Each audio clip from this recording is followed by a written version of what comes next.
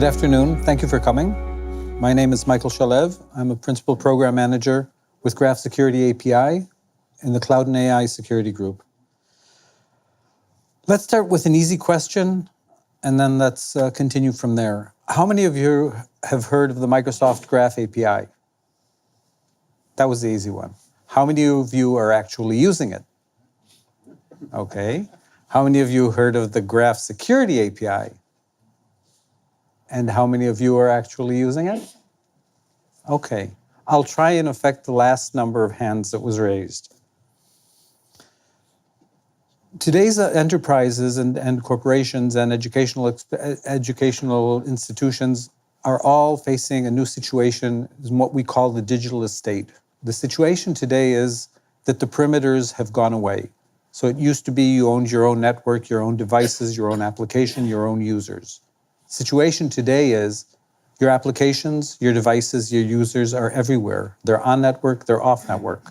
They access cloud applications that you don't control. They access resources in your network that you do control. I assume that all of you are tasked with somehow trying to secure this digital estate. And what I'm here today to tell you about is how we view this and what we're doing to make your lives a bit easier.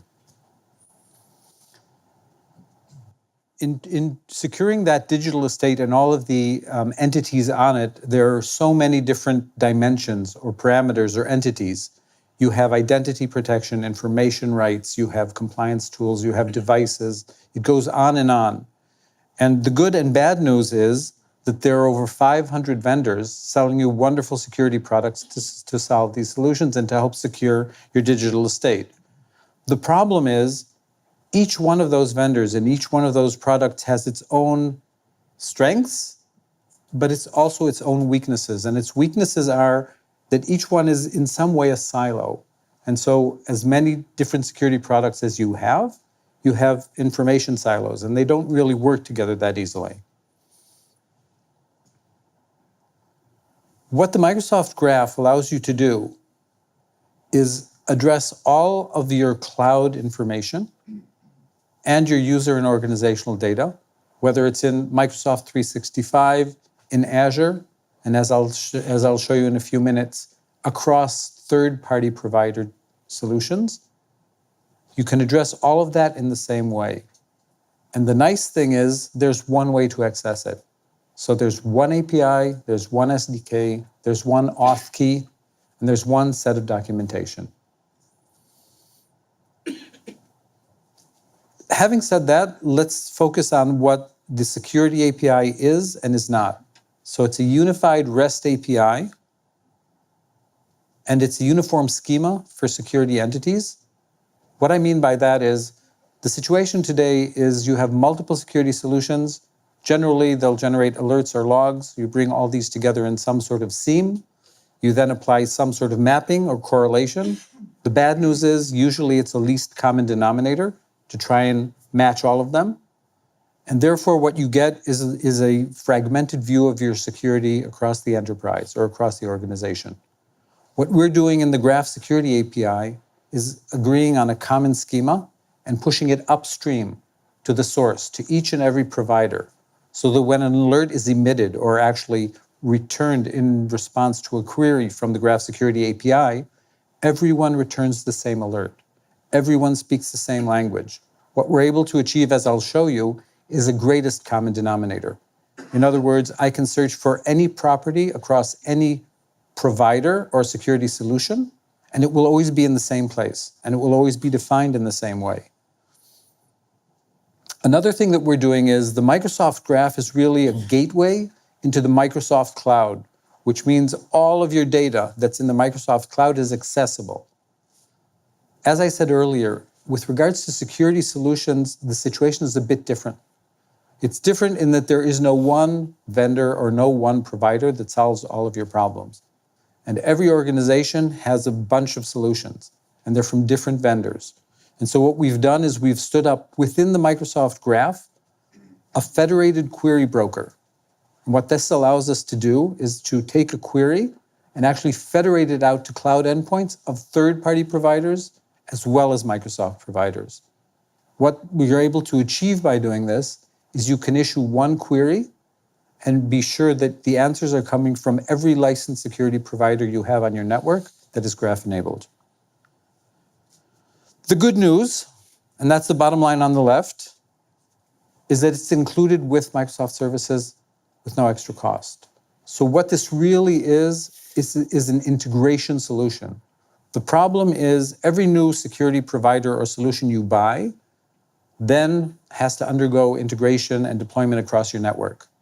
Usually it's the same set of resources that have to do this, which means that you have a backlog, leading to a situation where you license the product at this point, but it actually gets deployed sometime later.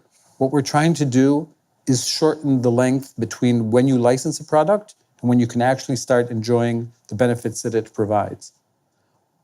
That being said, what is it not? So it's not a graph database, even though the name is Microsoft Graph, and I've been questioned repeatedly on why it's called Microsoft Graph. I'll defer that to marketing. It isn't a log collector. It's not a data lake. We do not store data.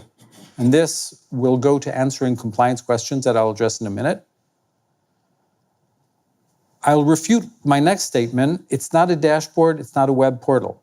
What I'll show you today is a web portal that is sample code built over the API simply because it's the only way to demonstrate an API. The good news is all of our sample code is available for you to download on GitHub. And last but not least, it's not a SIEM. Because a SIEM is a log analyzer, is a data lake, does collect data and reason over it. What we do is we provide the ability to query and we return responses. Okay?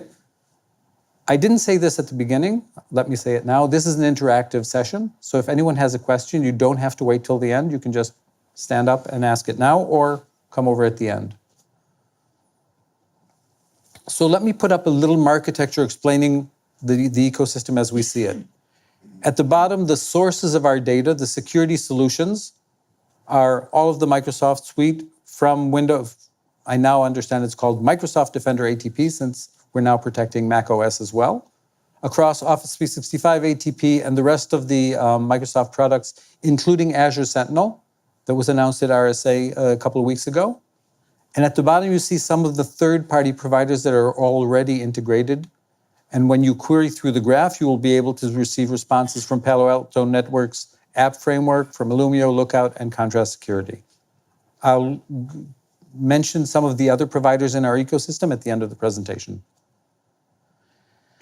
Now, the middleware, or the layer above that allows you to query into these providers, is the graph. So the Microsoft Graph offers common libraries for authentication and authorization, and it supports OData. On the far right, you see what we call the Microsoft Graph, and that is the queries into all of the Microsoft products like SharePoint, Office 365, Azure Active Directory, etc. And in the middle, you see the layer where you see Graph Security API, which is actually our federation service. And the way the Microsoft Graph works is that different entities or namespaces have stewards. So users, the steward is Azure Active Directory. Everything under security, we are the stewards, which means that any query that includes security in its URL will be directed to our federation service. And from there, it will be federated out to all of the licensed providers on any customer's network. At the top, these are really the apps which issue those queries and consume the response. This is what you see. So in terms of security applications, we have integrations both with SOAR applications like Demisto and Swimlane, as well as customer-facing threat intelligence platforms like Anomaly, FireEye, Citrix, etc. We're actually working with MSSPs like InSpark, a local integrator, Softang, SWC Technologies. We do have standard connectors from Azure Monitor to SIEMs. That being said, you don't need a connector. So if you have an unsupported SIEM, all you need to do is call into the API. You'll get back the standard JSON in one format, and you can do a simple mapping onto whatever SIEM you currently support. And finally, at the end is any custom app or any application that you are using for SOC or security operations productivity. It could be a ticketing system, It could be some dashboard that you actually developed yourself, or it could be any third-party one. So the Microsoft Graph Security API, once again, is a single API for Microsoft and third-party solutions. It's an integration play. Its entire purpose in life is to solve the integration problem across multiple vendors, multiple solutions, and whatever backend systems you have deployed today. We don't want you to write new solutions and have to teach your users new ways of working. We'd like you to integrate all of the data that's available via our API into your existing solutions. And if you think about it, this is really the beginning of turning security into a plug-and-play kind of operation. Because the minute you've integrated Graph Security API with your backend systems for any one product, any additional product that's Graph-enabled that you license just shows up there. So this really is an integrate once solution. And anything that is Graph-enabled simply feeds through the query broker into your existing integrations. So you are now in the position where you can quickly license or even pilot. So if a new security solution comes along and you want to take it for a test drive, it is very easy, if it's Graph-enabled, to stand it up for a month as a trial, view it in your existing tools, have your existing security analyst actually work with it, get a feel for the value it provides or doesn't provide, and then provide the information necessary for making a purchase.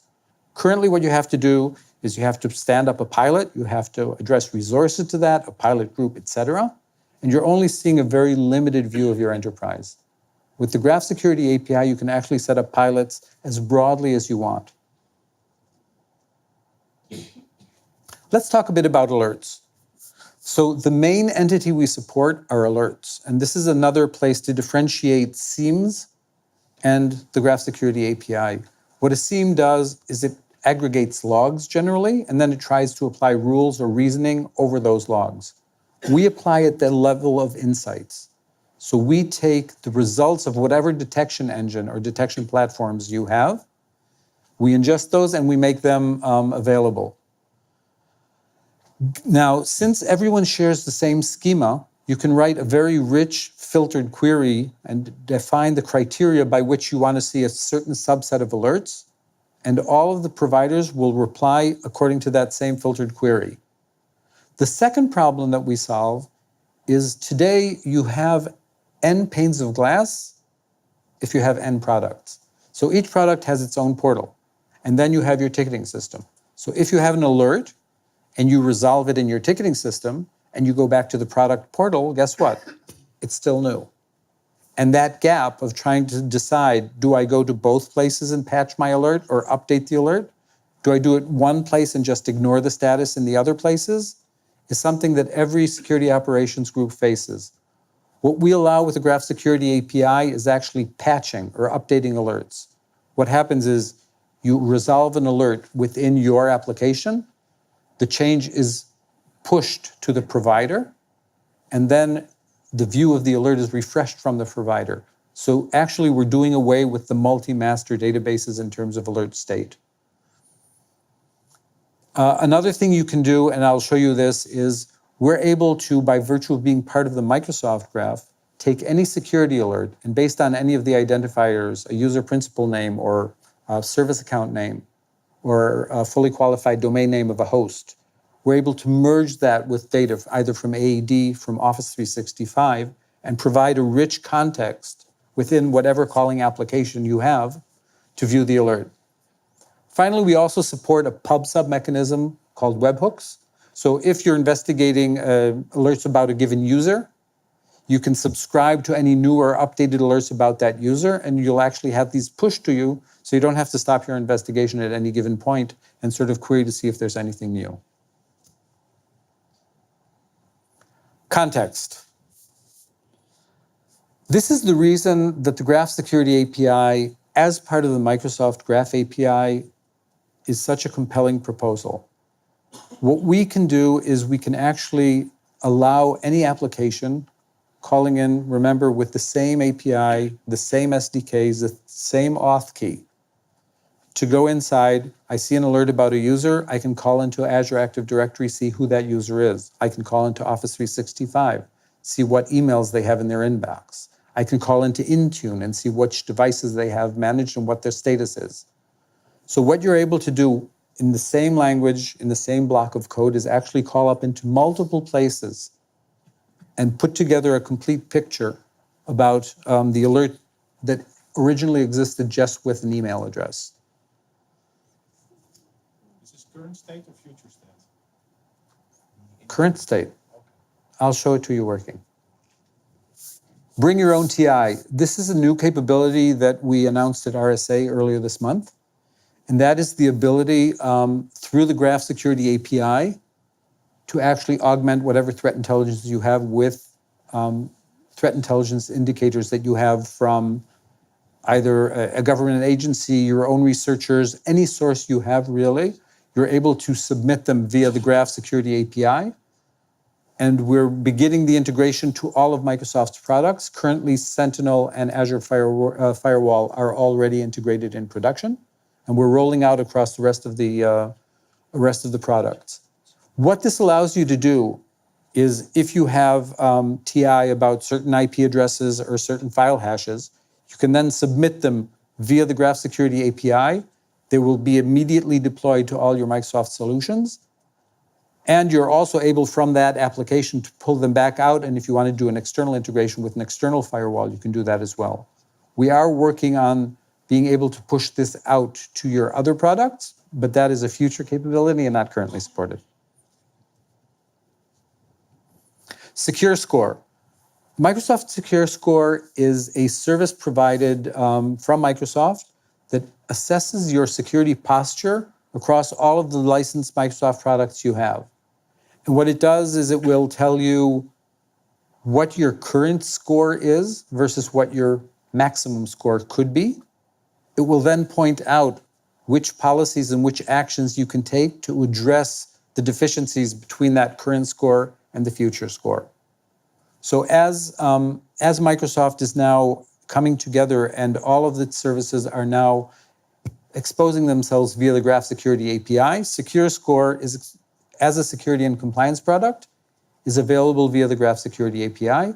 I'll show you what that means in terms of adding this information to whichever system your security analysts or threat analysts are using to understand the complete picture of your organization. Let's talk a bit about authentication and authorization has and continues to be a challenge because different products have different authentication mechanisms, which means that if you try and address a broad number of applications, you usually run into this nightmare of how do I reconcile the different authentication methods. What we're doing in Microsoft Graph and as a result in Graph Security API is we're using the Microsoft Authentication Library, MSAL.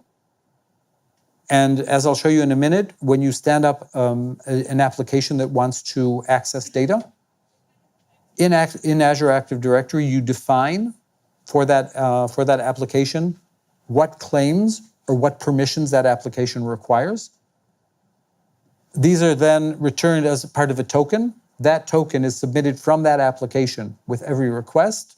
We match both the application ID with the claims and any additional requirements we have of it that I'll explain in a moment. And based on that, we'll either drop the request or return the reply. Microsoft Graph has adopted OAuth 2.0, so we're going all out on established standards. We're not trying to establish yet another one. In terms of app types and permissions, so there are really two types of applications. There are what we call user-delegated applications, which means that there is a signed-in user in context, and that user's privileges will affect what they see and how they see it. And so if we look at the application, when I register the application, I'll show you in a minute, I define for user-delegated which permissions the application has. I then take that set, I overlay it with the user privileges, and the common denominator or the the common parts in the Venn diagram actually determine what privileges and what information is returned to the user. Another option is to provide what we call app-only access. And app-only access is usually for a service account or a daemon. In other words, if I want to have SIEM integration and I want to have a PowerShell script running constantly and just getting the alerts since my last query, so a Delta query, I can run this under a service account. Here, as an administrator, I'll have to provide both the application ID and the application secret, and I can separately define the permissions there. So for example, if I'm just pulling down to a SIEM, I might define read writes only, whereas if it's an interactive user delegated mode, I might also allow read write, so I'm able to patch the alert. Okay, it's entirely up to how the customer wants to register the application and what recommendations the application developer has. So how do you build a graph application? First of all, you register your app with Microsoft Graph. I'm not sure if I included it here, but we're trying to make it easier. So now applications are registered in Azure Portal. So we're making it very simple. It used to be that you could register it in a number of places. Now there's one place, it's Azure Portal. Within the portal, you specify the permissions and secrets. Then you write whatever code, if it's a custom application, or you deploy the existing application. And finally, you need to get consent from the tenant admin. So there are two phases, if you will. The first is defining the permissions, but then there's another step where the administrator has to grant consent, and this is a one-time operation, to that application to actually access the data. So what does it look like? You log into Portal Azure Com, and then you decide which type of account you're looking for. So if it's an application, if you're an ISV and you actually want to deploy this across multiple tenants, or you're a managed security service provider and you want to deploy it across multiple tenants, then you specify accounts in any organizational directory. If it's only in my organization, you do it only for this organization, so that's that type. You add a redirect URI, because remember, when you log into an application, you'll be taken into the Microsoft Authentication experience. Once you complete that, you can provide a redirect URI if it's a web application to redirect back to the landing page. And finally, you click on register, and it will generate both an app ID and an app secret, which you then store.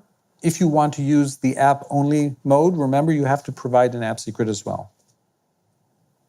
The second part is the permissions. So as you can see right here on the left, we're looking at the delegated permissions. And for a given application, if you want, you can provide both. In general, you'll probably define one app ID for a user delegated mode and a different app ID for a daemon, because you don't want to merge the two.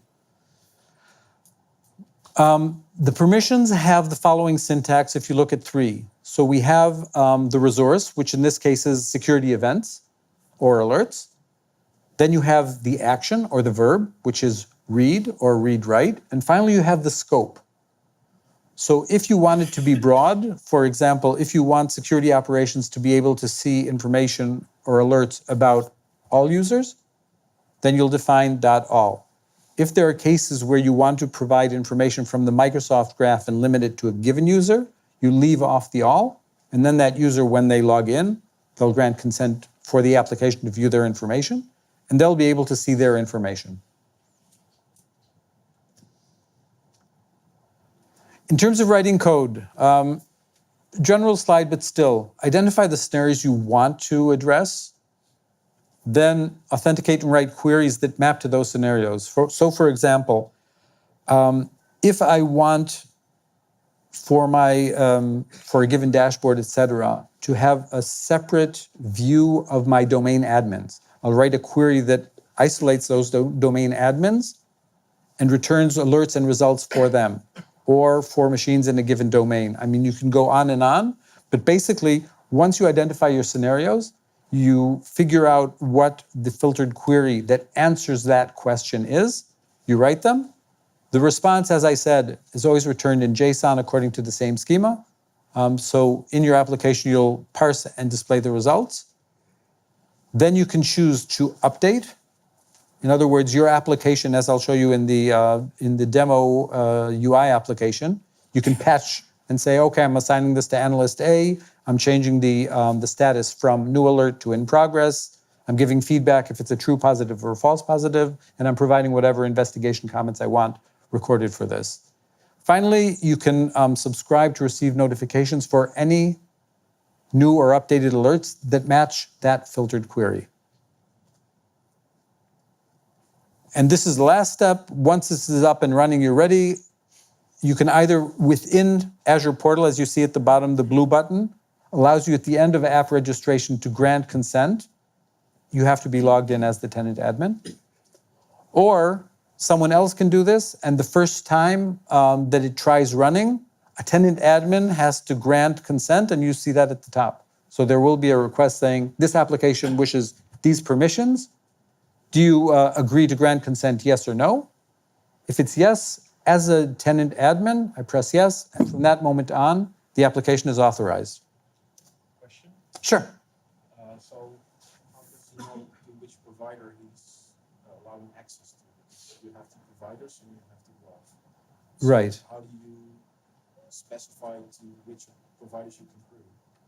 So that's a separate thing. So in general, the whole concept, okay, the question was, how do you specify which providers you can query within the consent? Yes. The consent is to the Graph Security API. In terms of which providers answer, there is a process, a consent experience within each provider's UI, where, for example, for Windows Defender ATP or for Palo Alto Networks, you say, yes, I want the graph, I'm granting consent within that provider to answer queries from the Graph Security API. The minute you do that, that provider registers the tenant ID with the graph, and we know to send your queries only to those providers that you have authorized through them to grant consent. The reason we're doing this, there are two reasons. The first is we don't want to bombard every provider with queries not from their customers. And secondly, a filtered query can disclose a lot about the customer. We want to be sure that those queries only go to providers that they've designated. Okay, so there's a consent experience within the application itself, usually within the permissions and integrations pane, where you say, yes, I agree to integrate this with Graph Security API. Anything else? Okay. So now let's look at how this actually works.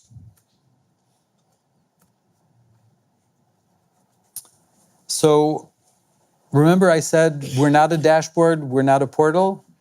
Well, we have one. So this is a sample portal we wrote. Basically, it covers several pillars. So there's a dashboard, there's an alerts queue, there's an actions queue, subscriptions queue, and a secure score pane. What you see here, and having written this, let me explain how it works. All I did really was send a query saying, get me all the alerts, top 200. In other words, I can limit the number I'm getting back. In this case, it's a demo tenant, so I know they're less than 200. So I did a top 200 query. I got the results back, and then I was able to slice and dice them. So what you see on the left is how many of the alerts are new, how many are in progress. In other words, they've already been assigned to an analyst. How many are resolved? Within that, I can go by severity. Of those new alerts, how many are high, how many are medium, low? The middle column is the interesting one. Remember, we push the alert schema up to all sources. What this allows me to do is to then actually build these little widgets and say, I want to know by entity. How many users have alerts related to them? And then what I'm doing is I'm stack ranking by severity and by count.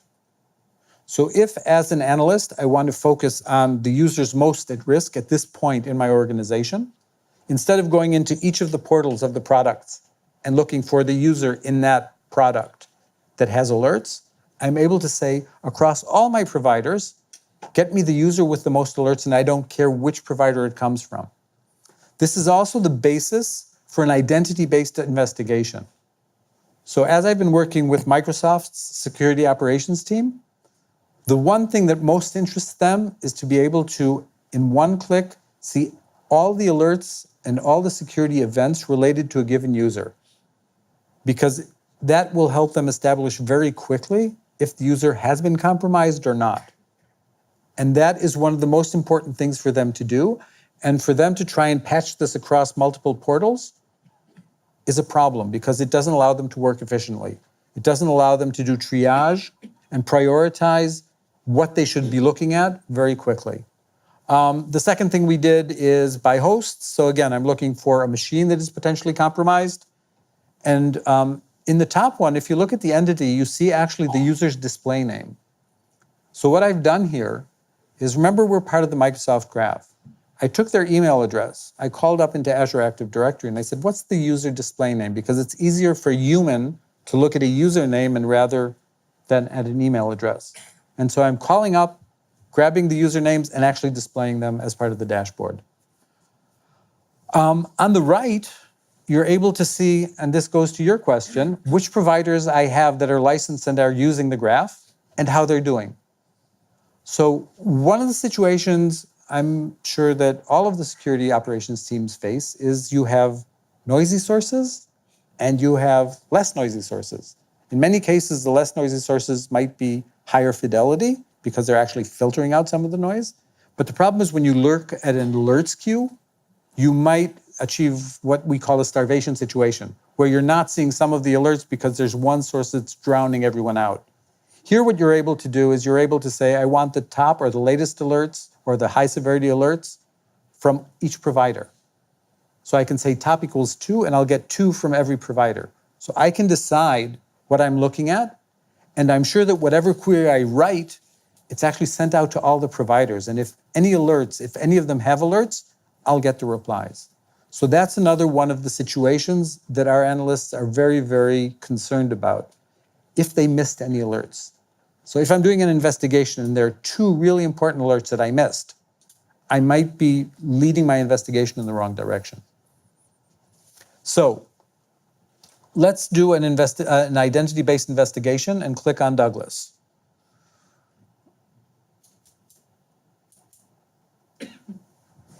So while it loads, what we've done here to make it easier on developers is actually generated what the SDK query looks like, and you can just click on copy for your own code, and what the REST query looks like. Okay, and what we see here, and I'll look down here because it's easier, is actually the story of what happened to this user. So if I look at this user and I start with the phishing alert, I'm able to see, so clicking on the phishing alert will take me to the details of the alert. And what I did, as you saw in that filtered query, is I said, get me all the alerts where in the user states, the user principal name is Douglas F at my domain. So in the Office 365 alert, okay, it'll take a minute to load. Office 365 identified that there was a malicious link or malicious URL in the email. It actually blocked it and cleaned it from the inbox, but it generated an alert about it. The interesting thing, or what I was talking about context earlier, that we can see down here, is that taken the user's principal name or their email address, I actually called up into Azure Active Directory. I brought down the user's picture, their job title, where their office is, who their manager is, what their phone number is. So if in this case, I suspect, if for example, I see a login for that user from a different continent than the user is located on, I can here see that the user is located in Seattle and suddenly they logged on from Europe. I can then do a number of things. I can check in Office 365 to see if he has an automatic reply on his messages that he's out of state, or I can actually even call him up and say, are you now in Europe or not? Because if the user says, no, I'm sitting in my office, and I see a login for that user from a different continent, I have a very high suspicion that that identity has been compromised. I don't know why it's doing this, but let's go back for a second.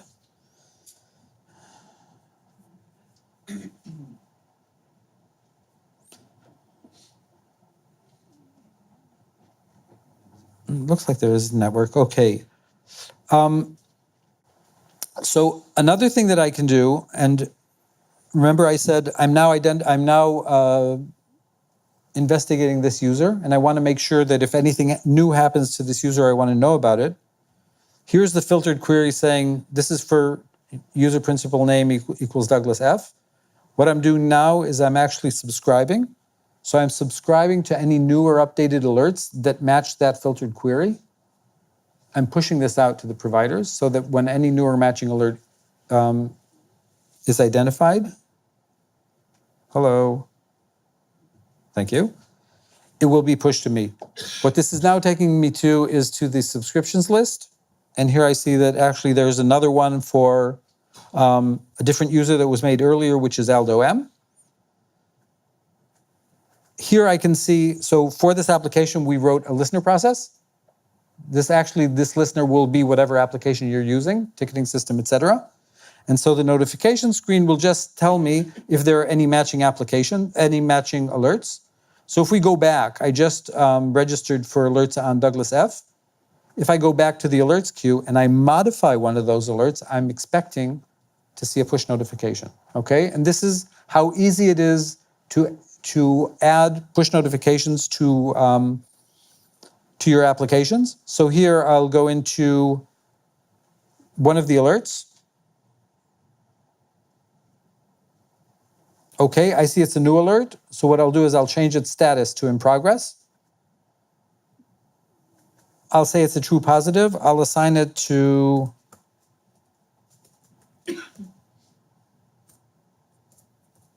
my analyst.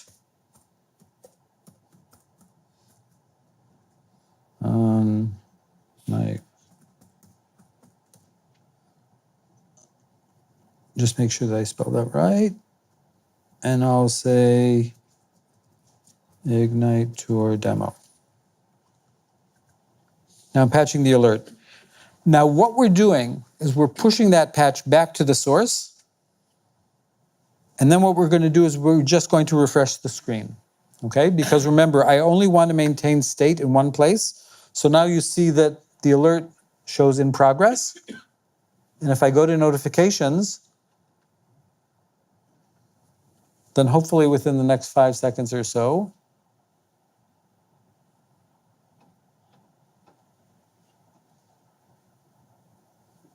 we'll see something.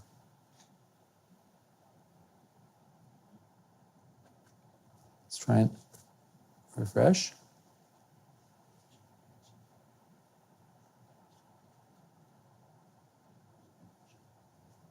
Or not.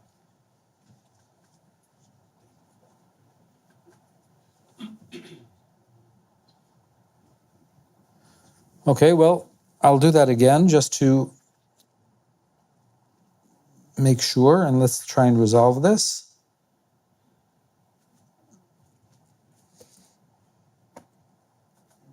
I'll update again, and then we'll check the notifications, and then we'll move on.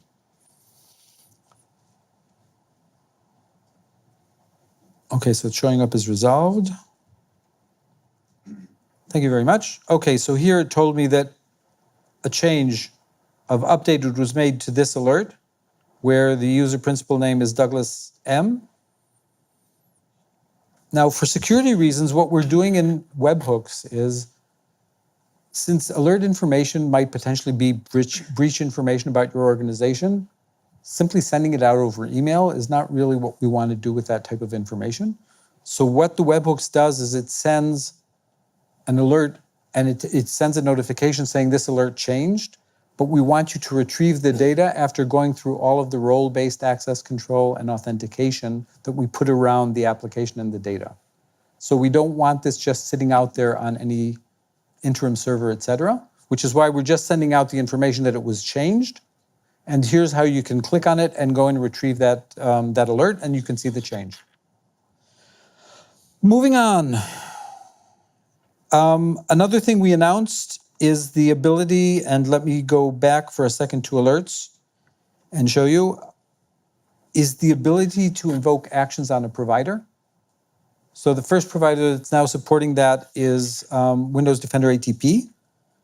And so if we look at an alert from Palo Alto Networks firewall, we'll see that it detected a network connection to a suspicious URL.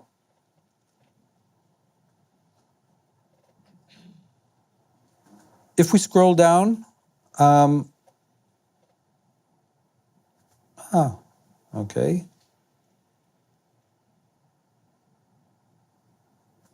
We see the information, and what we see here is that actually, in terms of the domain and the URL, this is a spoofed domain because it should be Williams Clark. Kind of hard to see in terms of the font size, but actually the A is in front of the I. And so what this application is doing is it's detecting that it's an actionable entity. And so here it says add to action. I'm adding that domain. It's populating it with destination domain, which is its schema property. It's adding the property value. Now I'm going to ask to block it.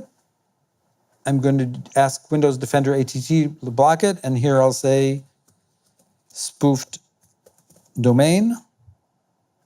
What this is doing, this is calling out to Windows Defender ATP and saying block this domain across all the endpoints in the environment. So what Windows Defender ATP, it replied that it was completed. It received this and it started sending out the notification to all the endpoints to block any network communications to this domain. Future, we're going to be pushing this out across other providers.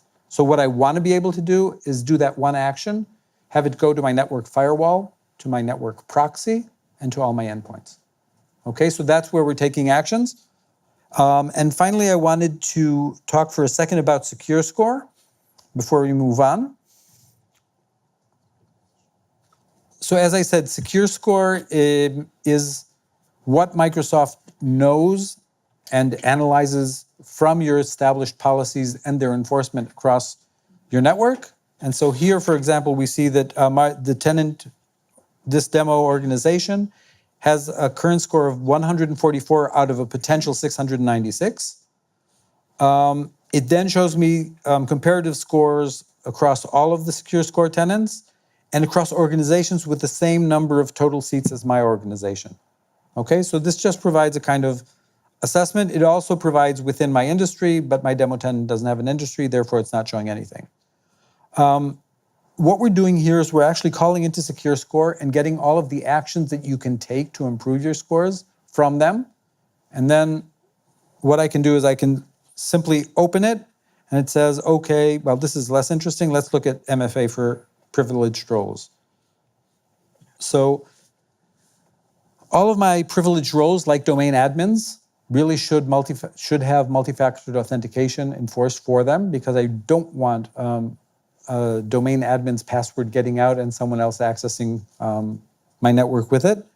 And here it's saying that this is the category is identity, the maximum score is 50, and the problem is I haven't deployed it, I haven't enforced it for all my domain admins. We also provide a link here which takes you back into Secure Score, where you can actually take that action, address the policy. Every day, your Secure Score is updated, and on the Secure Score portal, if you want, or in your application, you can retrieve for the past X days and actually do a trend graph. We haven't done it here simply because it didn't serve the demo application anything. Questions? Yes? So if, for example, I see an alert on one of my domain admins, and then I look in Secure Score and I see that my domain admins don't have MFA enabled on them, that's going to change how I want to triage it. So what we want to do is, since this can point out, I'd say, deficiencies in configuration and policy enforcement across the organization, for the SecOps analyst, when he's looking at something, he's looking at an alert and he wants to understand even the broader context of the organization security, this can serve as another data point that he can reference. In theory, you can also query the graph the normal graph to check this setting. He could query the regular graph, yes. So he could query Azure Active Directory. That has much more settings. Yes. The question is, which one do you ask, right? This highlights, okay, these are the ones that are deficient. And we're doing this, again, this is a demo application to show the different ways you can consume this. You can also say, you know what, this is more an IT admin or a security admin sort of thing. So you can populate an entire application with this information. Okay? And now I'll move back to our demonstration. Oh, another demo. I'll move quickly over this. What we've done, yes? Does the score is changed by the connectors you make with the graph API? Yeah. Does it enhance the score, or does it say it's less, or depending on the connectors you have, like Palo Alto or that sort of thing? No. What Secure Score does, it assesses your security posture according to Microsoft's recommended policies across Microsoft products. So if you have Palo Alto or you don't have Palo Alto, if your password self-service, password reset self-service is enabled for all your users, your security score will go up simply because you avoid situations where a user has to wait for a long time to reset their password. And if they think the password has been compromised, they lost it, they shared it with someone, the amount of time that passes until you are able to reset it is a problem. So it's actually looking at policies for Microsoft products and how the settings are in your organization and how they're being enforced. So it won't say, oh, you're missing a security product, because that's not our business. And it's not going to say, well, you're using Palo Alto, that's a good product, therefore. I mean, all partners are created equal. Yes?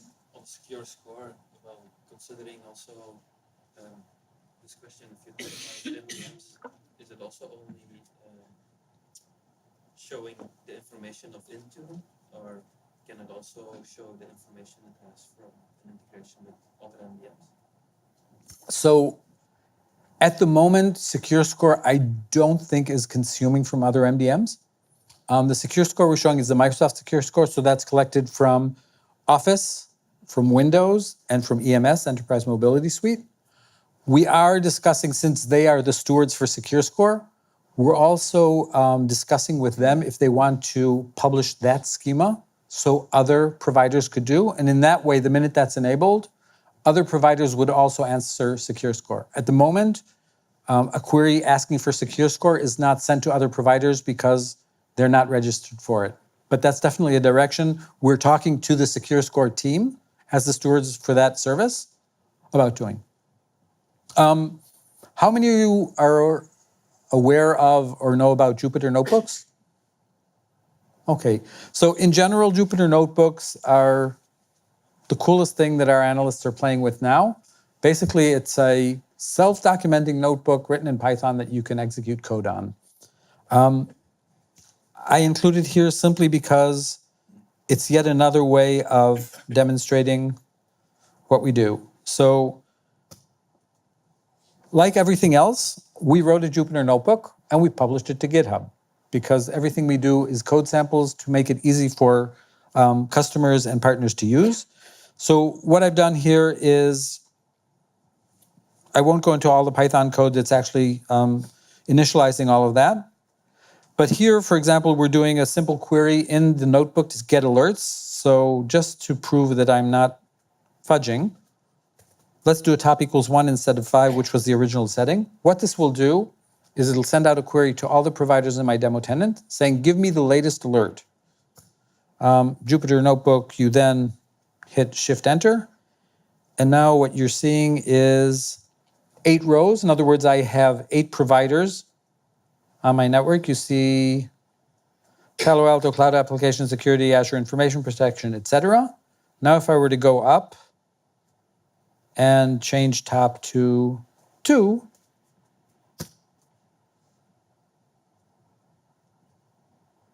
I now have 15 rows. And the reason I have 15 rows and not 16, as you were expecting, is that one of my providers, Contrast Security, I think, only has one. Okay? So this is a really cool thing if you are actually an analyst and want to do different things. What we see here is you can get top 5 and then just define whichever columns. So the schema is very large. If you say, I only want a subset of those, I just want to look at a few of them, then here you're saying, okay, I want the category, the title, etc. Jupyter Notebooks has the ability to generate the tables for you. Here what we're doing is just saying, well, instead of querying the graph over and over and over again, actually what we can do is assign that to a local variable and then do whatever we want on the results client side. So here we're just saying, let's do filter equals high. We're getting 12, so let's change that. So I'm change it to medium. And now we have 32 alerts. Here it says, okay, show all the columns. That's not really that interesting. Here it says head 8, which is their way of saying top 8. Let's say top 10. So now it's getting the top 10, and you see the severity is medium. Here it's now grouping them by title, saying, okay, how many alerts of each type do I have? And as you see, I mean, taking this and modifying it is very, very simple. And finally, eye candy. I can then say, okay, let's use MATLAB to generate a pie chart for it. With this number of alerts, it really looks ugly. So if we go back to the top for a second and change this back to high, and then come back down here. No. That's because I didn't do the same thing here. So I modified df, and I didn't modify it there. I modified it there, and now, oh, it really works, trust me. So this is Jupyter Notebooks. There are other little things like, they're called magics, where you can do, it will help you annotate it even more simply. I really recommend downloading and using this, simply because if you don't want to stand up a full application, you just want to play around with it a bit and tweak it and see what you can get. This is a great way of doing it. And now, connectors. So 7 minutes to go. Yeah, I'm on time. I'll go over this quickly. The Microsoft Cloud Automation, it could be Logic Apps, Power Apps, Flow. Inherently, they're all the same backend. We've published a Graph Security API connector. So any flows you have, and I'll just show you in the designer what a typical flow could be. For example, if you don't have a 24/7 SOC and your analysts go home when work is done and on the weekend, you can actually write a very simple flow saying, okay, any high alerts, go into SharePoint, find whoever the analyst on call is, generate a table, send it to them on email. Okay, you can do all sorts of little automations, or other automations you can do that you can also do in code is if I get an alert that mentions a user and a host, I can then, in whatever application I have or automation, do another query saying, get me all the other alerts for that user and all the other alerts for that machine or that host. Send me the package of everything, and now I have the beginning of an investigation without having to do anything. So this is like prepping the data for an analyst to look at. Azure Sentinel makes a lot of use of these connectors in its flows. So you can also define flows on Azure Sentinel and include Graph Security API connector and data in them. So as I promised, I'll just show you this because time is getting short. Okay, so what we see here is a logic app where what we're doing is it's polling every 15 minutes. So it's saying, get me the latest alerts in the past 15 minutes. The left hand is if you want a sort of seam-like flow. What it's then doing, it's getting all the alerts in the past 15 minutes, and it's using a preview property of publishing them to an Azure Event Hub. So you can then pull these via any Azure connector or any other way you want from your Event Hub, And basically, you have SIEM integration here without a SIEM. The second is a more human-like flow in which I'm saying, okay, I poll every 15 minutes. Now I'm initializing alert details, another collection of high severity alerts, and then I'm creating a collection of those. And then I'm grabbing, as I said, for the users in it, grabbing other alerts connected to them, and trying to generate a table for prioritized investigations. And then what I'm doing is I'm going to my on-call analysts in SharePoint, which is over here. And I'm pulling in the analysts. And then what I'm doing is, okay, I'm assuming that that rotation is always current. I'm saying, okay, who's the first one on? That's the analyst on call. I'm generating the tables and stuff, adding it to a letter and sending it to the analyst. What that email will look like is that. So basically, this is from the previous run of this, and this will give you a table of whatever you define, whatever columns you define in that. It will generate this, and if you decided to do this, we don't do it internally. It will send out an email to that investigator, or if you have a mobile app that you want to send it to, that is the recipient of this, you can send it to a mobile app. It's totally up to you. So that is our connectors. The final part is analytics and reporting. A lot of organizations and customers use Power BI. Power BI does not natively support OAuth 2.0 and all of the authorization mechanisms within it. What we've done is we've published a Power BI connector for the Graph Security API. And so if you want to create a dashboard, if you want to demonstrate value both to your analyst and your management, etc., everything you're used to doing in Power BI, you can now do with the Graph Security API. This is a sample template that also is up on GitHub.